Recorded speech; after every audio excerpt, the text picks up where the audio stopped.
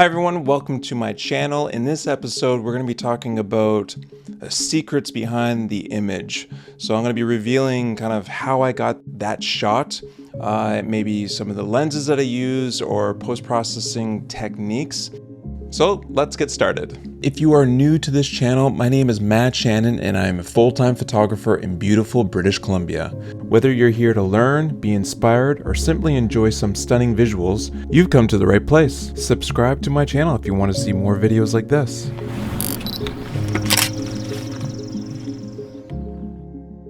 Okay, so the first one is probably the most technical. And so there's this spiral staircase that is in, I think, the Vatican City in Italy. And there's always people walking down the stairs in your shot. So how do you capture images where there is crowds of people and you want just the area without the people? Well, if you set up your camera on a tripod and you take multiple images, we're talking like 50, 60, maybe 100 shots, you can ask a program, and in this case it is Photoshop, to remove everything that is different from one image to the next, something that's moving, and keep what is stationary in place to stitch together.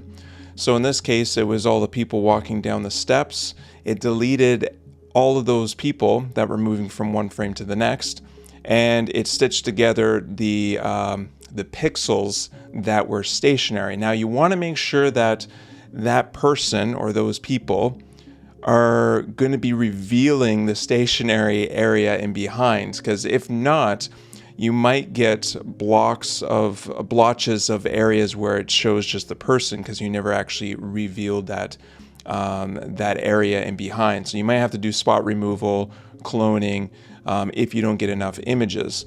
Okay, I will show you how to do this. So here are a few photos that I took with my iPhone handheld. So they're a little crooked and I want to get rid of these cars. So what I'm going to do is I'm going to open up Photoshop, and once it's open, I'm going to go up to File, down to Scripts, and then over to Statistics. Click on that, and here is where you're going to upload your files or folder. And then I'm going to click Open. You'll see all of those images there. Then you want to choose your stats mode to median, which will remove all the cars. And there's one other thing that you need to check is for it to auto align these images, because it's not done on a tripod. I'm moving around a little bit. And then you press OK and it'll just go through on its own and remove all of those cars. And this is where, when I took a picture of the Colosseum and there's the horse and the carriage, I only had so much time because the horse left on the carriage. So I'm set up, I took tons of photos, but of course there's groups of people that have come out of the Colosseum that were just gathered there and they never moved the entire time. So even after the program went through its steps, their heads were a little blurry or chopped off because it showed the Colosseum in behind, but their bodies were still there. So you still have to use clone stamping, and but this is a great technique to use in really busy areas. Okay, so the next shot is this shot that I took in Venice. Now, not all of the images are from Europe, but this one is in Venice, and this is a composite, so it's multiple images put together in post. And I don't do this all the time, but it's definitely a common practice that I love to incorporate into my work, where I have long exposures that have, the stars and even some of the lights from the windows, and I can actually see some of the details of the buildings on the other side. Those are all at different shutter speeds to actually get enough details to put them into this collage of images. And then of course the people on the gondola that are going through the water, that's a very fast shutter speed, and my ISO is cranked through the roof. Now I'm shooting at 2.8 for my f-stop, so my aperture is wide open to get as much light as I can. But my ISO still had to go really, really high to freeze those people. Now, They're quite noisy. Like, you wouldn't want to blow this image up huge, because if you zoomed in, you start losing some detail in the people. But as far as the building goes, that has slowed down quite a bit. And then, of course, the stars in the background, that is gone a lot further. And then the Milky Way, embellish that a little bit by adding some a lot more exposure and some dodging and burning up there. But that is a composite of multiple images. Maybe you've done that. Maybe you're interested in doing that type of photography. Maybe it's witchcraft to you, and it's something that you don't think should ever have a platform anywhere. Let me know your thoughts. This next one is a loon out on what I refer to as the dance floor.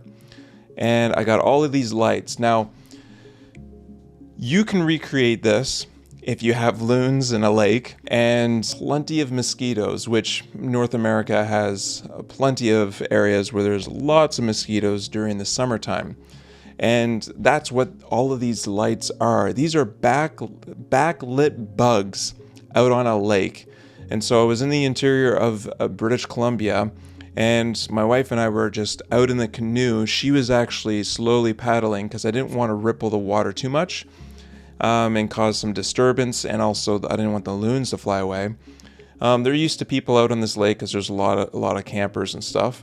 But here's where the magic happens, is that backlight. My wife and I went on this amazing canoe trip in the Canadian Rockies, and the first couple of days were perfect and clear, and then the smoke from the wildfires completely socked us in with smoke. And so these shots, a lot of people commented on, oh, beautiful misty morning. And I have another one where it's sunset and you can see the smoke there. Now, again, a lot of people thought it was mist or thin clouds creating this beautiful soft box look. And the reason why I brought this up is, one, it is smoke, it's not mist, and it gives it more of a pastel color to the image. And I think it looks quite pleasing. And this is maybe an encouragement for those who feel like the wildfires, which are horrible and bad, there's maybe some silver lighting with some of the images. One is golden hour is not an hour anymore. It's like 3 or 4 hours because of the smoke. It softens everything. And I photographed grizzlies and other wildlife where it softened the light. It wasn't nearly as harsh. And then another thing is, again, it kind of creates this fog light-like look to the image. So that's how I shot those. Maybe if you are going to go out and photograph in the smoke, make sure to, maybe put on a mask. We had some masks during some of these shoots, and stay healthy and protected. This one right here, where my wife is hiking, and you got these incredible sunbeams coming down through the forest. Now, this isn't something done in post. This is actually fog coming off the ocean, and it's a beautiful, bright blue day. So here on Vancouver Island, you're going to get the fog kind of rolling off the ocean. We actually call it here Fogust. In August, where you got warm air and cold ocean, is going to create some fog on the shoreline. And when it gets really sunny, sometimes around 10 or 11 o'clock, it starts burning off a bit more, and the fog starts recessing. And here, right close to the ocean, is that fog coming through, and it's at the right sweet spot where the sun is actually shining down through that fog. And it was just an incredible experience. So there's ways of looking out for that moment, and that is a lot of foggy early mornings, because you got warm air and cold ocean, and of course you want beautiful blue skies. My wife and I, we did some snowshoe camping up in the alpine woods up in the mountains here, and we waited until after heavy snow and then a high pressure system was coming through. So it was nice clear skies, freezing temperatures, but the snow was fluffy and white. Yeah, so we snowshoed out there, and you'll notice that the trees are all kind of leaning in. You get this with lens distortion. So I've got a wide angle lens. Here it is right here. Now it's not a fisheye, it's actually a true wide angle lens. And of course, as I tilt my lens up, those trees tilt inwards. Now I like them tilted in here. It looks like they're trying to get warm by the tent, like there's a fire or something. And it makes it a little bit more whimsical. Now, if you were to recreate this, but you wanted those trees vertical, you can straighten them out in post so that you can get all the stars and you can get the tops of the trees and you can correct it. But you want to make sure that when you are straightening it, not only are you stretching the pixels and you're losing some image quality in there, but you're also moving pixels out of an area that you're going to have to crop in. So when you're out in the field taking photos, make sure that you have enough space to correct your distortion to allow some cropping. If you were shooting architectural photography, commercial photography, real estate, they don't typically like seeing their buildings leaning back or falling or twisted. And so that's where you're going to want to correct for your verticals to be nice and straight. Now in Lightroom, I like to go down to transform and select guided. Now you can select the auto and there's a few other settings to go ahead and make this correction. But using the guides, you can just draw the lines on whatever's out of angle to one another so it can self-correct. This will correct your image with both parallel and perpendicular lines. Now, if you are going to get into architectural photography, commercial photography, and you have a wide angle lens and you've always noticed this distortion and it bugs you and you have to correct it and you don't want to lose pixels, you can invest in a tilt shift lens, which is what I've got right here. And I won't go into too much detail. Here's the glass here. It's got that dome as well. But there is this knob right here, and you can see that there's this line here, and it'll move to the left and to the right. So I'm shifting this lens up and down. And so this changes your focal plane, and it actually moves it up and down, and it works like magic. So if you want to see the tops of the trees and you want to keep things vertical, you would use a tilt shift lens and you would move the lens upward to get that upper plane down onto your sensor.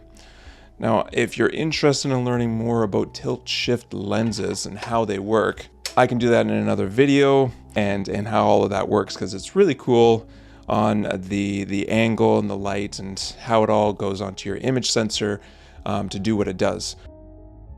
Now you also notice that I've got stars and I've got the tent lit. So if you're going to try and recreate the scene all in one photograph and not as a composite like I showed earlier, know that the stars for the long exposure is like 25 seconds.